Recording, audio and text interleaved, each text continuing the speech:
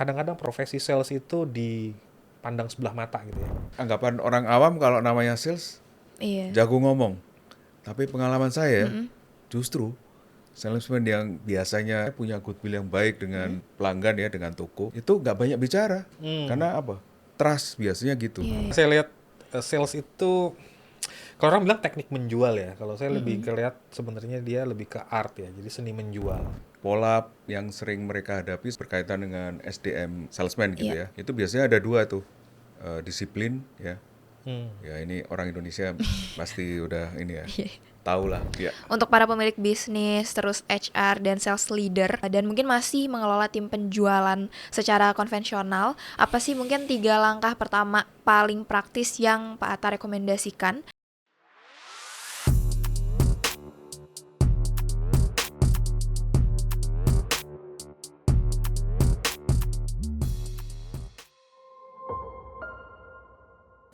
Selamat datang di Doseo Podcast, podcast yang membahas tentang strategi, inovasi, dan juga teknologi dalam pengembangan sumber daya manusia, serta produktivitas perusahaan di era digital. Bersama saya Syara Hafiza, senang sekali rasanya bisa menyapa Anda kembali di Doseo Podcast episode kelima kali ini. Dan pada kesempatan kali ini kita akan membahas seputar dunia sales dan juga distribusi, tentang bagaimana tim itu dapat bekerja di lapangan, menghadapi target, dinamika pasar, dan juga tuntutan yang terus berubah. Lebih jauh lagi kita akan melihat juga bagaimana data serta pemetaan pasar itu bisa mengubah cara kerja tim sales, mulai dari perencanaan strategi hingga eksekusi di lapangan.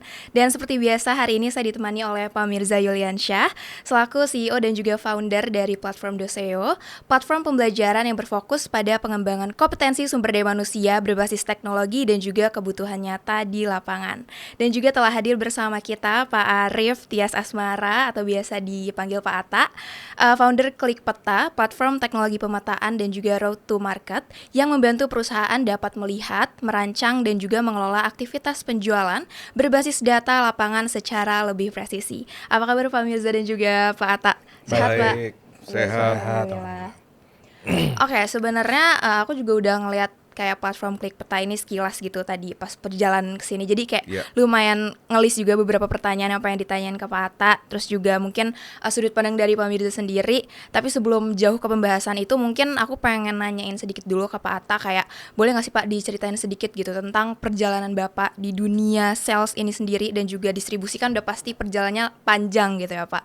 Dan mungkin ada problem di lapangan gitu. Apa sih yang paling sering Bapak temui sehingga kemudian bisa menjadi dasar lahirnya platform Klik Peta ini, Pak?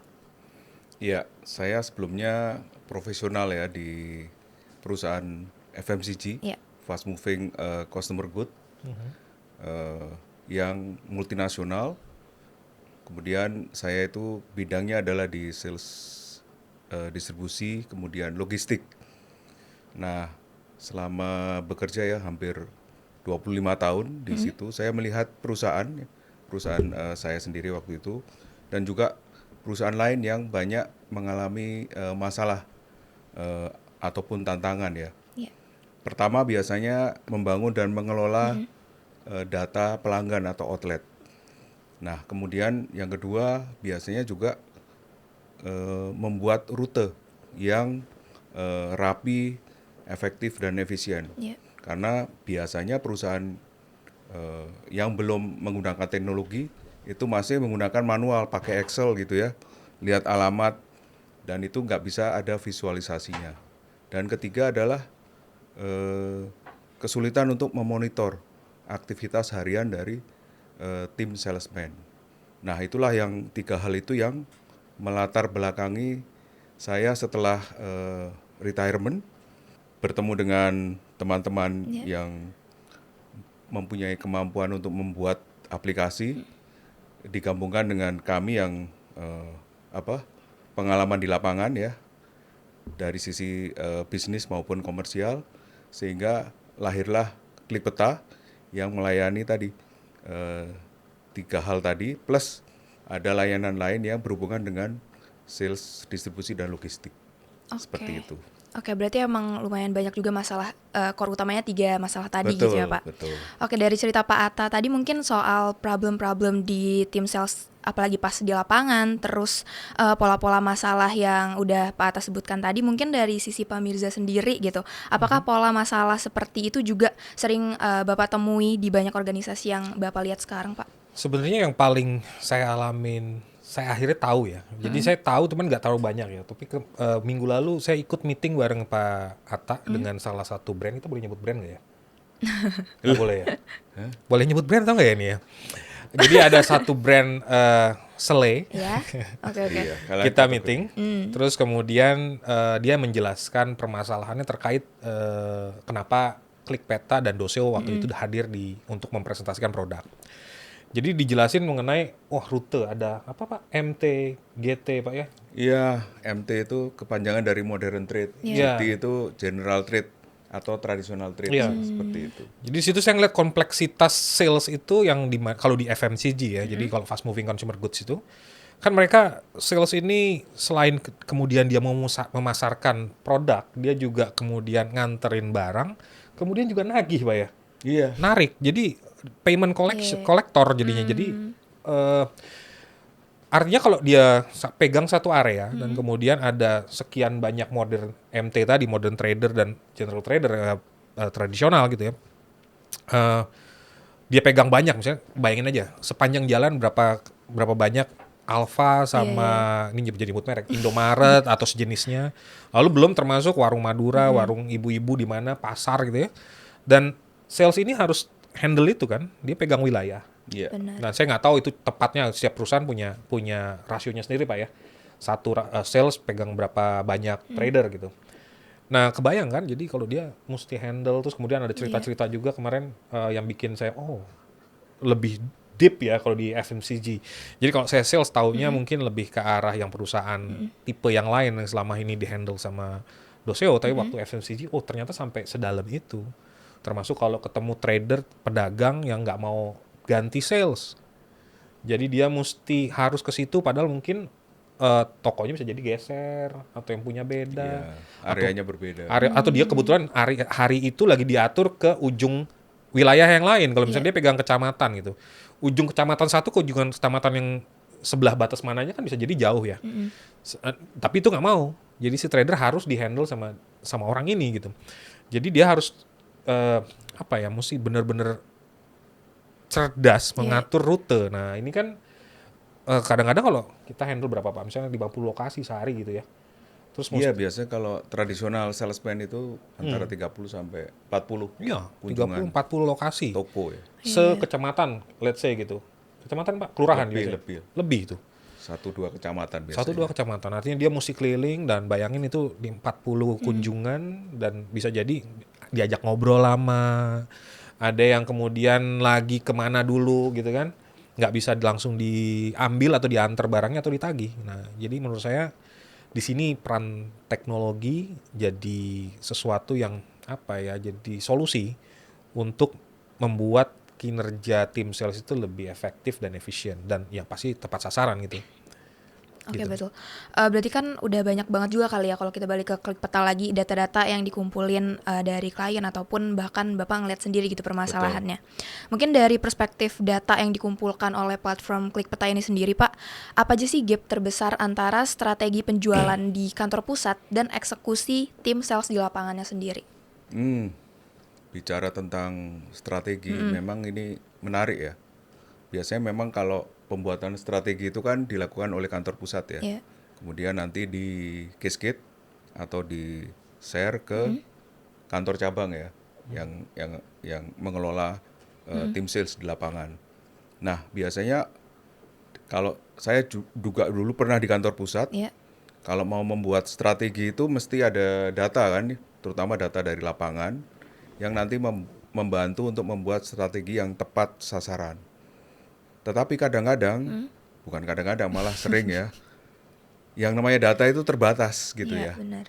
Jadi akhirnya pada saat membuat strategi, apa yang biasanya dilakukan kan membuat asumsi.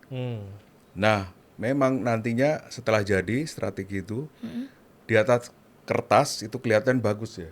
Tetapi setelah di share ke lapangan, dijalankan oleh salesman, kadang nggak nyambung tuh, susah untuk dilakukan.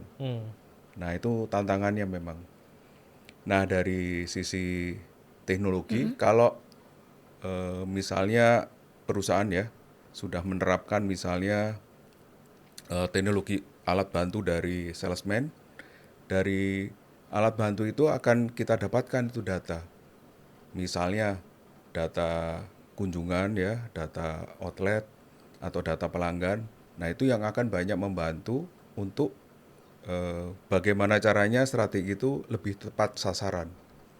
Apalagi kalau ada biasanya kalau membuat strategi itu kan melihat dari sisi market potensi dulu ya, potensi market. Kemudian dari potensi market itu nanti akan dilihat nanti menjadi target untuk para salesman.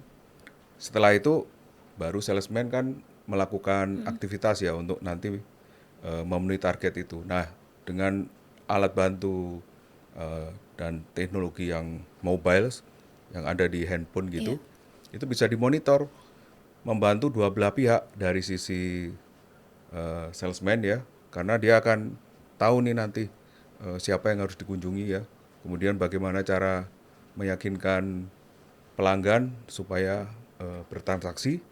Sementara dari sisi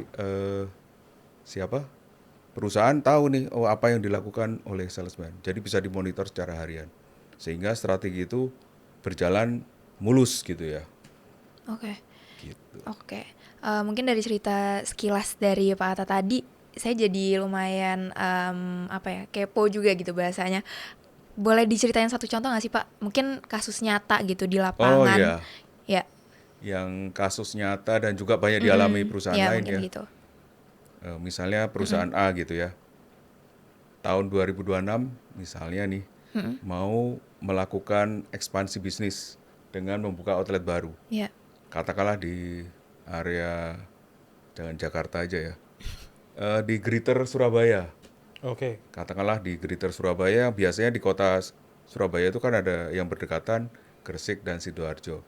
Nah, dia misalnya mau membuka 500 outlet tahun 2026. Sementara perusahaan itu punya 50 salesman. Nah, kalau kita tidak punya pengetahuan lapangan, potensi market ya terutama, akhirnya apa? Target yang 500 outlet itu dibagi rata ke 50 orang salesman ya. Jadi masing-masing salesman mendapat 10 target membuka outlet baru 10 setiap salesman. Padahal kalau dilihat lebih dalam, sebenarnya kan setiap salesman melayani area yang berbeda. Berarti kan potensi marketnya juga berbeda. Harusnya ada area di mana potensi untuk membuka outlet baru itu lebih besar daripada area salesman yang lain. Harusnya targetnya juga berbeda-beda. Oh, proporsional berarti. Iya, proporsional. Nah, karena tadi tidak punya data lapangan, terus kita mengasumsikan ya semua orang melakukan hal yang sama, ya udah kita bagi rata gitu. Akhirnya kalau salesman yang sudah areanya jenuh gitu ya, tidak ada outlet lagi yang mau dibuka, wah itu lumayan keringetan dia kan cari outlet baru. Bisa-bisa dia malah nyolek outlet di area lain gitu ya. Sementara yang outletnya banyak ya dia 10 aja cukup gitu.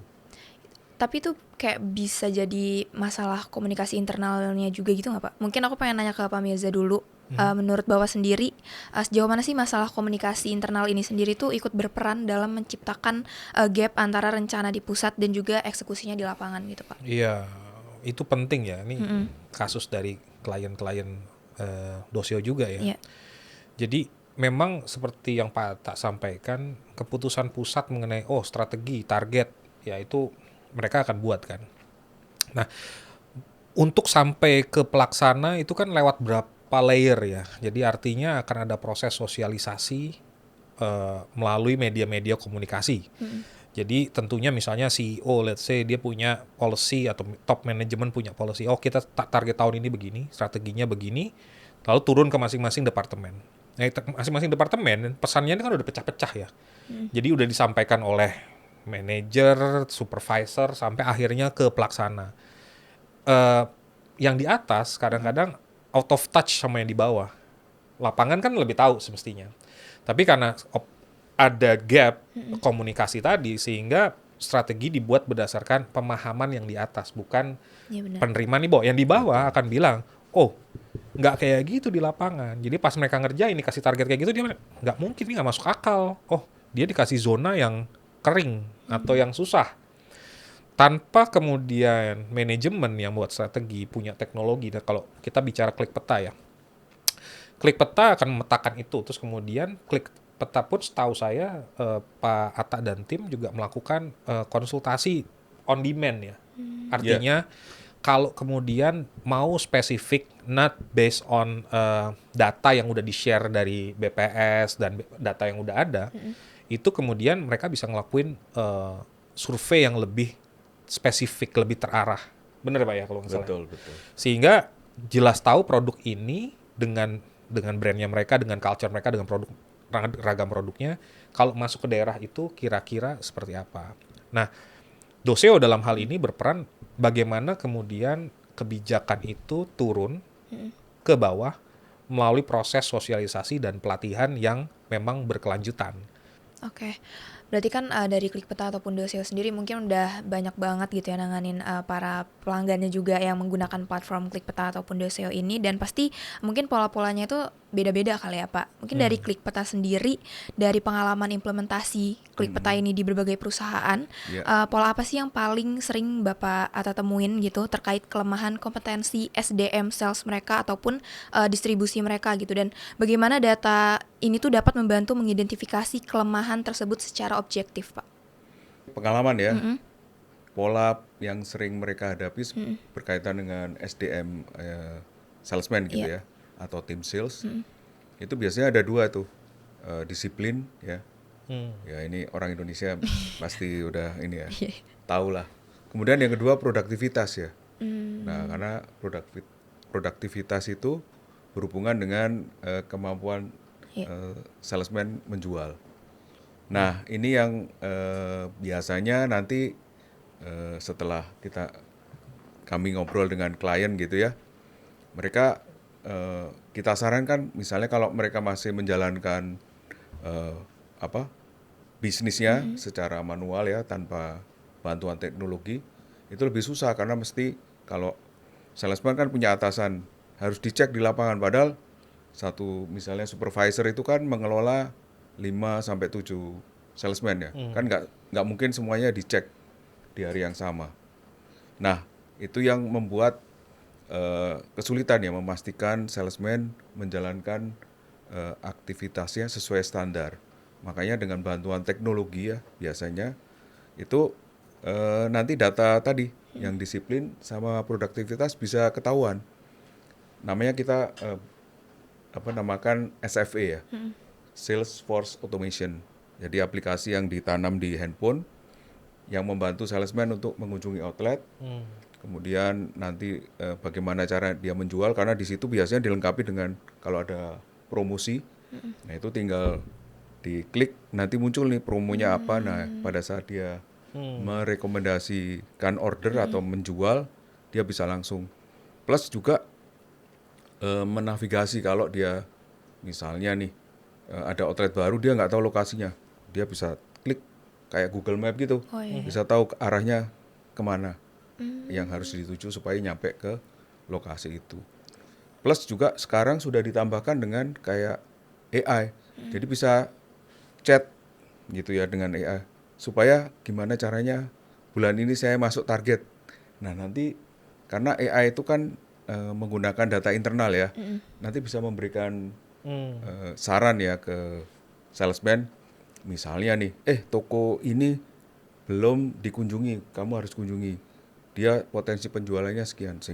Seperti itu, ada toko ini deretannya misalnya ada 10 toko yang belum membeli produk tertentu. Nah itu yang bisa nanti salesman akan pada saat kunjungan ke outlet tersebut menawarkan, jadi merekomendasi, membantu salesman, karena kunjungan satu salesman di toko ya kalau ini FMCG itu pendek ya, antara 5 sampai 7 menit, paling lama 10 menit. Nah itu kan nggak gampang ya Itu 5 sampai 7 menit itu best practice Iya, atau umumnya sih. karena Karena kalau mempertimbangkan salesman, rutenya perjalanan itu, Pak? iya, itu di luar waktu yang Iya, dibutuhkan antar outlet gitu. berarti sisanya tinggal 5 sampai 7 menit untuk interaksi berarti itu. Iya, Uff, oke. cukup challenging gitu. Mesti dibantu, jadi dia udah tahu Iya.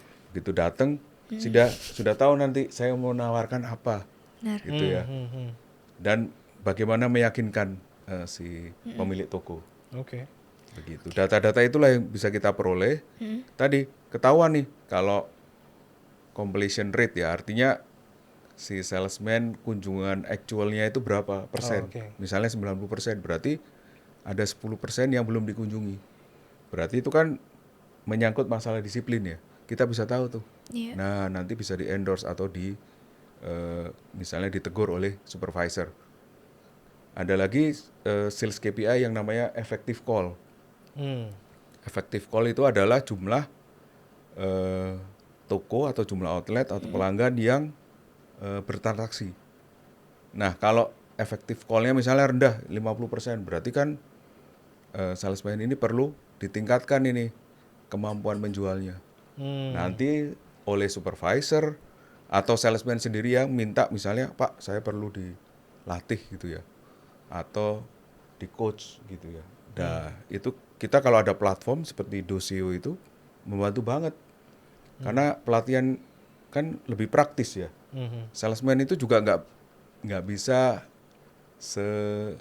sewaktu-waktu kita ambil waktunya untuk training, itu juga susah karena kan begitu dia meluangkan waktunya untuk training biasanya berpengaruh ke kunjungan kan. Jadi dia nggak bisa mengunjungi outlet yang harusnya dikunjungi pada hari itu. Jadi akhirnya salesnya juga ikut terimbas gitu. Oke, mungkin ini aku pengen lebih dalam lagi juga tentang teknologi karena tadi pas Pak Atta menjelaskan tentang teknologi yang digunakan oleh Klikpeta ini tuh aku juga kayak amazed gitu. Berarti emang banyak banget teknologi-teknologi yang udah dikembangkan oleh Klikpeta ini sendiri gitu kan.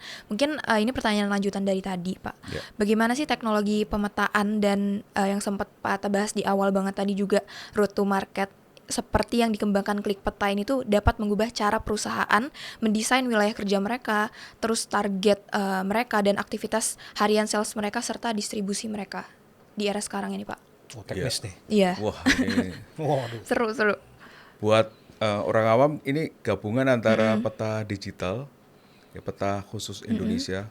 Itu kebetulan Klikpeta, namanya Klikpeta itu dari partner yang dulu membangun peta digital Indonesia.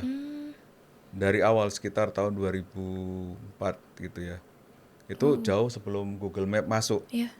Nah, peta digital itu digabungkan dengan data dari BPS.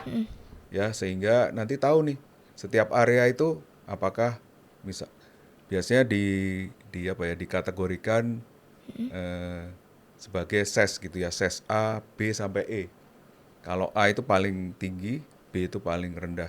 Jadi SES itu kepanjangan dari Social Economic Status yang mencerminkan potensi atau daya beli kalau kita mau menjual ya konsumen di area tersebut. Nah, biasanya mulai dari situ. Setelah kita memetakan potensi market di area tersebut, baru nanti kita kan membuat ini. Oh, ada berapa outlet atau pelanggan yang kira-kira bisa melayani toko area tersebut. Nah, kita pakai ada aplikasi untuk membuat wilayah kerja dari salesman.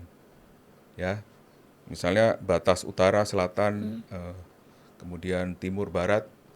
Kemudian dari situ sampai membuat rute kunjungan harian. Setelah rutenya jadi, kan dijalankan oleh salesman. Nah, itu bisa dimonitor dengan alat bantu tadi, SFE.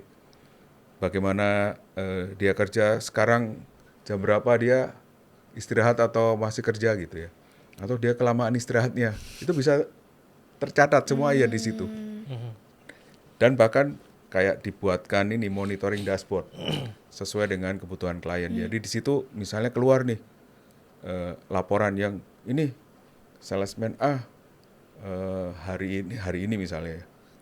Itu istirahatnya atau di satu outlet kelamaan nih, misalnya setengah jam. Wah, ngapain? Padahal biasanya kan cuma 5-10 menit. Hal-hal itu yang bisa digunakan oleh perusahaan ya. Untuk tadi menjawab tantangan mulai dari memanfaatkan potensi, terus mengolah, mengeksploitasi sampai menjalankan gitu ya. Plus kalau supaya sempurna sebelum menjalankan kan diberikan pelatihan gitu. Oke, aku tadi juga sempat baca tentang definisi sekarang. Jadi ada definisinya itu tenaga penjual modern. Nah mungkin ini penjual-penjual yang emang udah gunain teknologi ataupun mereka ngejual ke audiensnya tuh dengan cara yang modern. Tapi ada juga kayak yang Pak Mirza bilang tadi, penjual yang emang ya gak mau pakai teknologi dan segala macamnya gitu, masih menganut zaman mereka. Mungkin aku pengen nanya ke Pak Atta gitu. Bagaimana sih menurut Pak Atta sendiri definisi tenaga penjual modern hari ini? Terus menurut Pak Atta skill dan mindset apa yang wajib banget dimilikin sama sales dan distribusi biar relevan dalam 3-5 tahun ke depan, Pak? Wih, penjual modern ya. Agak berat. Kalau menurut saya nih penjual modern ini ya harus modern, maksudnya dia harus melek ini ya Digital. teknologi. Iya. Teknologi. Kemudian juga data, bisa membaca data yang nantinya menjadi informasi untuk di follow up gitu ya.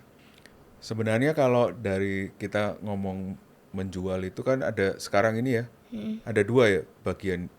Ada yang offline, yang tradisional, yang seperti ada salesman ataupun orang ya yang melakukan interaksi dengan pelanggan, atau yang online yang sekarang lagi ngetrend. Nah, masing-masing ini tadi harus punya apa ya, skill atau kompetensi yang berbeda. Kalau yang tradisional berarti dia harus mampu menggunakan teknologi, mampu menggunakan sistem yang baru seperti Salesforce Automation. Juga dia harus mengenal kayak di dunia ini FMCG kan ada namanya sistem distributor management system. Kalau dia bekerja di distributor, nah dia juga harus tahu tuh, karena sistem itu membantu operasional distributor yang ada sangkut pautnya dengan salesman. Karena dengan dia mengenal sistem itu, dia tahu biasanya kalau dia order kan harus dikirim. Nah, informasi pengiriman itu bisa didapatkan dari sistem itu. Sementara kalau di online, berarti dia mesti melek sosmed ya. Plus kemampuan copywriting, ya kan? benar. Kan itu yang berbeda, yang membedakan antara offline dengan online.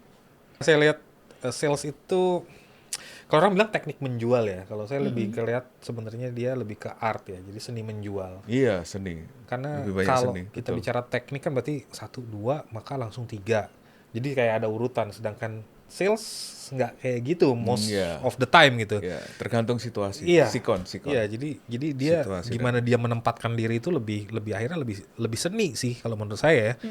Jadi kita nggak bisa bilang itu jadi kayak not even SOP pun jadi agak susah sebenarnya kalau buat Iya, sales. mungkin anggapan orang awam kalau namanya sales Iya. jago ngomong. Tapi pengalaman saya, kan saya sering turun. Kalau istilah kami dulu di perusahaan itu joint visit ya, atau road riding dengan salesman. Justru salesman yang biasanya punya goodwill yang baik dengan dengan pelanggan ya, dengan toko atau outlet, itu nggak banyak bicara. Dia datang say hello, apa kabar gitu, atau assalamualaikum, udah dia ngerjakan, nggak banyak omong, terus langsung memberikan rekomendasi order ini. Karena apa? Trust biasanya gitu. Karena yang tadi itu yang nggak banyak ngomong, biasanya prestasinya bagus tuh. Deliver Justru yang dia. banyak ngomong, aduh ngalor ngidul itu, Iya benar. ya gitulah. Iya. Berarti mungkin mindsetnya itu harus pantang menyerah, sama skillnya mungkin kalau Iya. misalkan emang pengen afiliator sekarang jago ngomong, bikin video atau copywriting yang Iya, yang benar. baik, yang Nggak benar. bisa lepas itu ya. Yang Iya, menarik. Jadi benar-benar. cuman jago ngomong kalau tanpa Iya, copywriting yang bagus nggak Iya, bakal guna. betul. Benar. Dia cuman ngoceh aja. Iya. Iya sih. Jadinya kayak tadi ngalor ngidul. Ngalor ngidul. Tapi tetap ada tadi seni, jadi Betul. basa-basi tetap lah. Iya benar. Iya. Kalau dia tahu kesukaan si pelanggan misalnya bola ya dia datang Ya, gitu, betul. gimana ini Persebaya ngalahin Oh, iya, benar-benar. Persija nih. Iya betul. Gitu-gitulah. Persis. Itu beratnya di bagian sales sebenarnya, orang kadang-kadang profesi sales itu dipandang sebelah mata gitu ya. Orang sekarang kadang Iya. luput memahami itu bahwa sebenarnya sales itu pada akhirnya tuntutannya itu satu lagi, punya wawasan yang cukup luas. Iya benar sih. Kalau yang mau berhasil ya, karena dia mesti bisa masuk ya. Katakanlah misalnya, kalau tadi kita bicara modern trader sama general trader, Iya. tradisional pasar sama modern. Oke, tipenya mungkin sama, dia jualan barang. Tapi kalau misalnya let's say sales ke B2B, ke Wah, perusahaan-perusahaan, Iya benar-benar. Bisnis dan dia juga. ketemu Lain lagi sama manajemen middle, top, sampai yang bawah misalnya gitu kan ya. Iya. Cara komunikasinya pun beda. Dan dia tadi ya, karena dia menawarin sesuatu dan dia mesti bisa pahamin dari sisi pandang si prospek buyernya ini, dia mesti buka pembicaraan kan, itu seninya di situ kan. Betul. Ngebuka pembicaraan kan bisa ngelihat, oh nih dia misalnya sukanya apa, atau tiba-tiba pas kita datang dia lagi rame bahas mengenai tadi bola gitu ya. Jadi kita mesti tahu paling nggak kan, supaya bisa ikutan ngomong.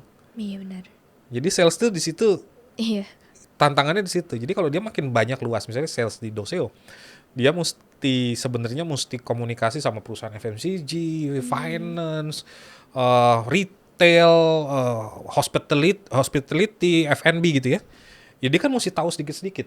Trennya saat ini di F&B tuh lagi ngapain sih? Problemnya di hotel tuh kayak gimana sih? Di finance kayak gimana? Apa Iya, yang benar. dibutuhin? Jadi dia mesti cukup berwawasan untuk paling nggak tahu dia baca kanan kiri. Dalam mungkin enggak. Iya. Ya nggak mungkin orang dalam di semua Iya hal. benar-benar. Tapi di permukaan dia mesti tahu tren ada saat ini. Nah itu yang kadang-kadang orang ngelihat itu ya salah persepsi. Orang sales yang jago, dia bisa ngikut ngomong di mana pun tuh. Iya. Ya kan dia bisa join ngobrol di mana, ikutan di mana gitu. Dia nggak left, nggak ketinggal gitu ya kalau ini dia masuk gitu kan.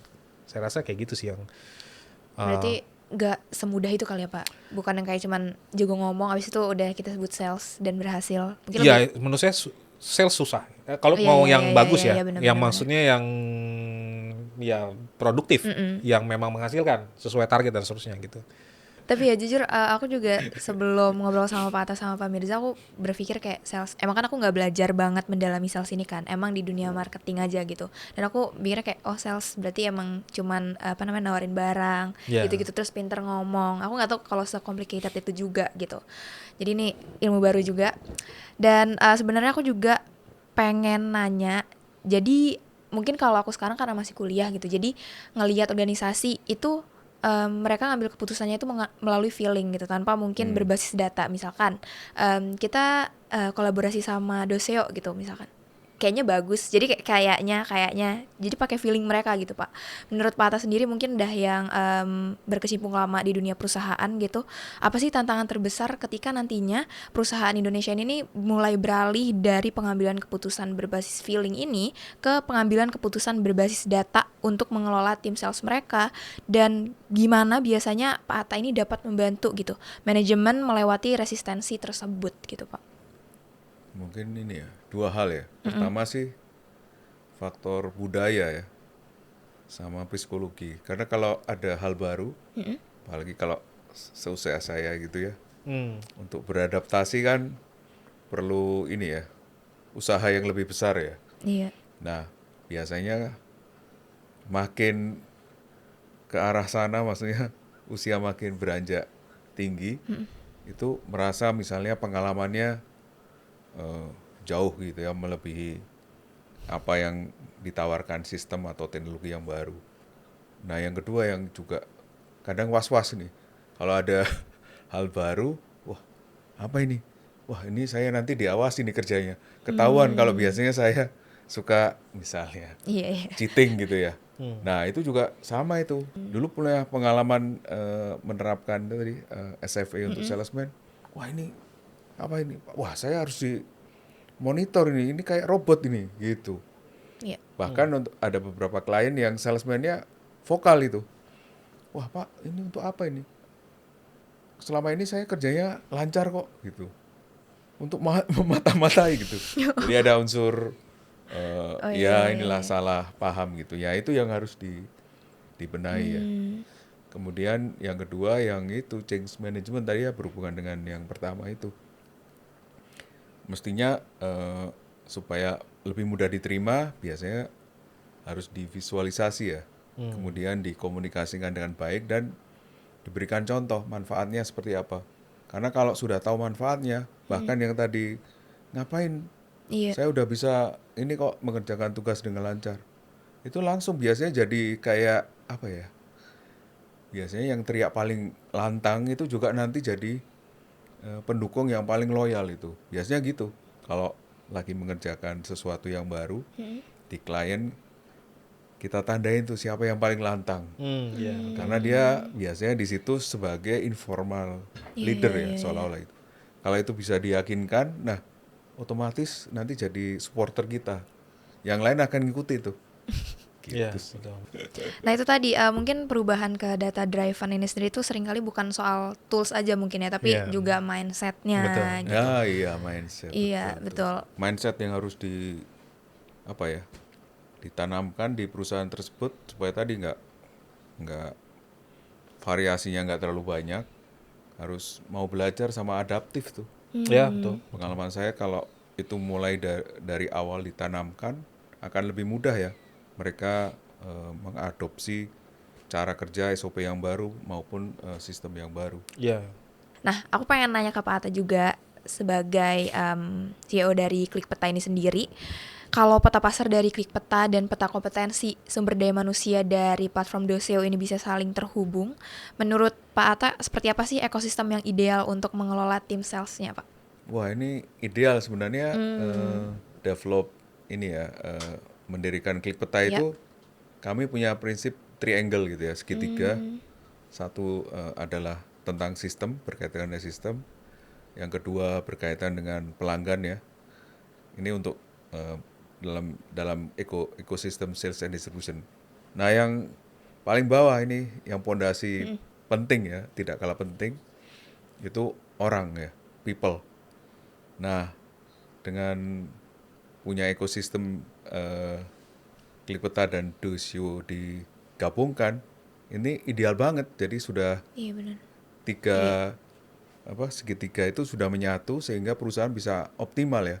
Kalau misalnya perusahaan tadi sudah tahu potensi pasar, bagaimana mengeksploitasi pasar tersebut melalui orang yang sudah dilatih, diberikan kompetensi untuk menjalankan aktivitas sehari-hari yang nantinya dimonitor gitu ya. Jadi hasilnya pun harusnya karena prosesnya sudah berjalan dengan baik, hasilnya akan mengikuti. Jadi nantinya yang namanya pondasi itu harus ada ditambah dengan teknologi supaya nanti prosesnya akan lebih baik. Mungkin dari Pak Mirza. Oh iya, saya pertama kali kemudian juga ngobrol-ngobrol dengan tim Klikpeta karena saya ngelihat itu ya. Nah, dari lihat situ terus kemudian lihat peta bisnis atau ekonomi di Indonesia, sedangkan sales itu ujung tombak dari semua. Terus kemudian saya ngeliat, oke, semua perlu bekal. Berarti perlu sistem, perlu tata cara kerjanya yang efektif, efisien, yang kemudian di backup oleh platform Doseo sebagai HR dan education platform gitu kan, training platform.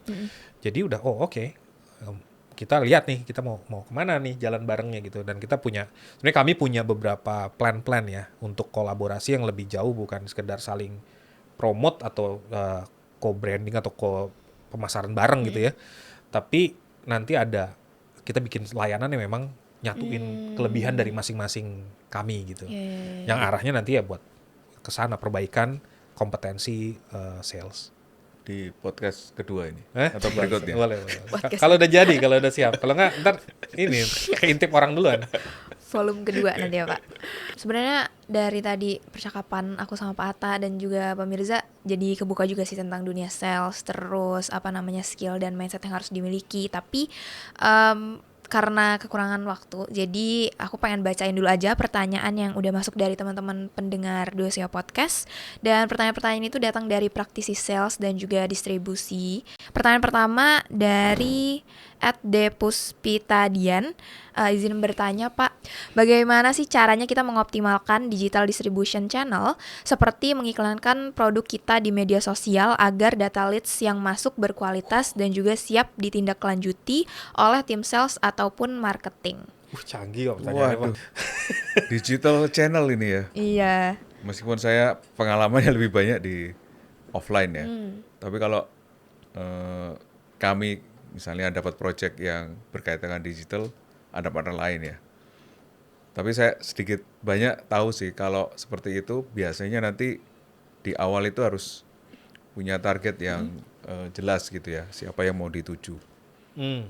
Misalnya katakanlah saya jualan mesin kopi gitu ya untuk kafe atau restoran, berarti target marketnya sudah jelas ya. Mesin kopinya kan pasti yang mahal dan juga bisa mengolah kopi sehari bisa puluhan atau berapa gelas gitu ya. Nah, proses selanjutnya setelah target yang jelas berarti kan kayak memberikan pesan ya ke target tadi apa yang dijual. Jadi dia biasanya nanti ini perlu copywriting juga. Misalnya ini yang sederhana, saya menjual mesin kopi terbaik untuk pemilik kafe dan restoran gitu. Jadi pesannya kan mestinya sampai. Karena kalau pesannya jelas itu apa paling tidak memfilter apa leads yang masuk gitu ya. Karena kalau enggak kan semua orang pengen mau beli padahal ternyata kan peruntukannya berbeda. Nah, baru dilanjutkan bikin kayak apa ya, semacam landing page yang baik, yang bagus, yang bisa tadi mengkonversi leads itu menjadi sales ya. Tentunya di landing page itu ada kayak bikin form gitu. Saya sih ngeliat orang formnya yang simple, enak gitu ya. Terus kemudian juga ada kayak scoring di situ. Biasanya nanti supaya nanti bisa di follow up ya. Ada scoring, leads yang masuk itu kalau scoringnya tinggi, nah ini berarti layak untuk di follow up. Oke. Berarti mengklasifikasikan betul. itu ya. Okay. Nah, tadi semuanya itu akan sempurna kalau dihubungkan dengan CRM sih itu. Karena dari CRM itu bisa tahu nanti list mana yang perlu di-maintain atau nanti di follow up dan nanti sampai ke handover kan. Bahkan sampai pada saat penggunaan kalau ada komplain bisa tahu. Itu sih. Itu idealnya ya. Kebetulan kami dari Klipeta juga ada beberapa klien yang minta dibuatkan seperti itu sampai ke CRM. Tapi karena kompetensi kami bukan sampai ke sana, kita juga lagi cari partner yang pas gitu. Karena memang kebutuhan sales itu nggak hanya sampai ke pelanggan selesai barang terjual, bahkan harus sampai maintain kan, maintain loyalitas, terutama misalnya ada komplain, kan semua bisa tercatat kalau kita punya sistem CRM. Oke, pertanyaan kedua dari @cerita_tata94. Halo Pak, izin bertanya. Namanya menjadi seorang sales itu tentu saja mengalami pasang surutnya penjualan. Pertanyaan saya, di saat penjualan menurun atau sepi, apa yang sebaiknya dievaluasi dan bagaimana tips agar bisa bangkit di saat down ataupun gagal? Terima kasih. Waduh, itu sih cocok nih buat tanya ke normal itu kalau orang sales. Hari ini hero misalnya, karena nyampe target, besoknya atau bulan depan jadi zero, karena nggak nyampe target ya. Kalau hero kan, kalau nyampe target juga insentifnya kan gede. Ya biasanya kalau yang saya alami ya sendiri, kalau nggak nyampe target, harus kita evaluasi nih secara internal. Misalnya nih, kunjungan saya ke pelanggan, misalnya di bulan lalu itu berapa? Wah, cuma 90%, berarti kan masih ada 10% peluang ya untuk perbaikan. Gitu ya. Terus yang lain juga perlu telusuri. Misalnya produk apa yang harusnya bisa dijual ke pelanggan yang lain sudah maksimal belum? Kalau di kami dulu namanya ada product completeness. Jadi setiap pelanggan kan punya segmen yang berbeda. Nah, setiap segmen biasanya punya range of produk yang harus dijual sesuai dengan karakteristik dari pelanggan tersebut. Nah, kalau itu belum optimal, harusnya bisa nanti di periode berikutnya untuk ditawarkan gitu ya. Itu kalau secara internal. Kalau eksternal biasanya kalau salesman kan punya supervisor atau atasan ya, sales manager. Nah, itu bisa dimintain saran ya. Atau malah ajak untuk coaching biar kita dapat feedback sekaligus di lapangan, ajak bareng visit ke lapangan. Ajak bareng visit Iya. bahkan. Oke. Nah, dari situ sih kalau digabungin ya udah internal dan eksternal, bulan berikutnya jadi hero gitu.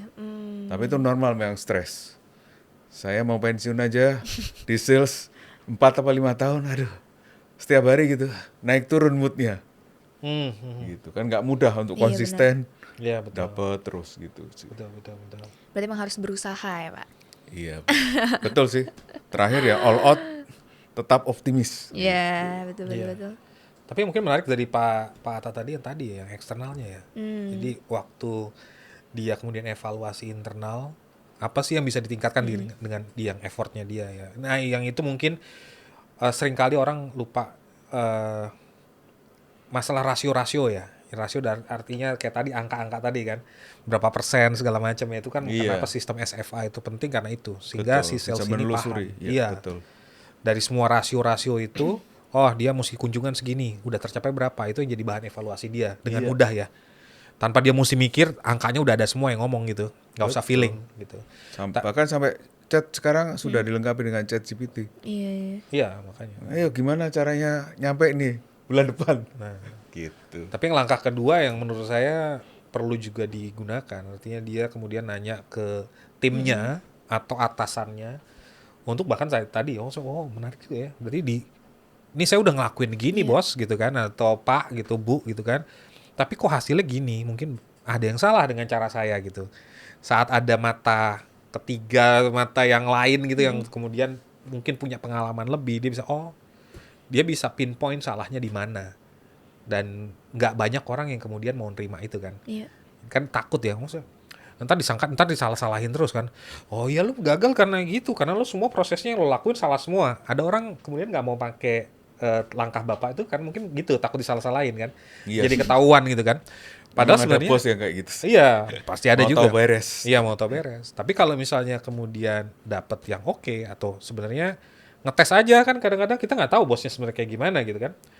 Itu menarik gitu, karena kita jadi tahu, dapat input dari atasan yang mungkin punya pengalaman, atau bisa jadi peer temen yang mungkin kita tahu hero-nya udah 3 bulan berturut-turut hero terus tuh. Iya. Oke, pertanyaan terakhir dari Tambelina 2919. Halo Pak Atta, izin bertanya, sebagai seorang sales marketing di era serba digital seperti sekarang ini, bagaimana sih untuk dapat memanfaatkan teknologi AI untuk meningkatkan penjualan di masa sekarang? Terima kasih. Iya. Tadi udah ada kan Pak? Sudah ada. Sekarang memang sudah tersedia ya di aplikasi. Contohnya di SFV kami, dan sudah dicoba di salah satu klien gitu ya. Iya. Dan responnya positif ya. Jadi tadi mengurangi, kayak kalau orang stres kan, yang namanya nggak nyampe target kadang stres kan, stres sendiri. Terus tadi ada yang malu mau nanya ke teman atau meniru, nah dia tanya ke ke chat GPT. Jadi sudah dilengkapi dengan Benar.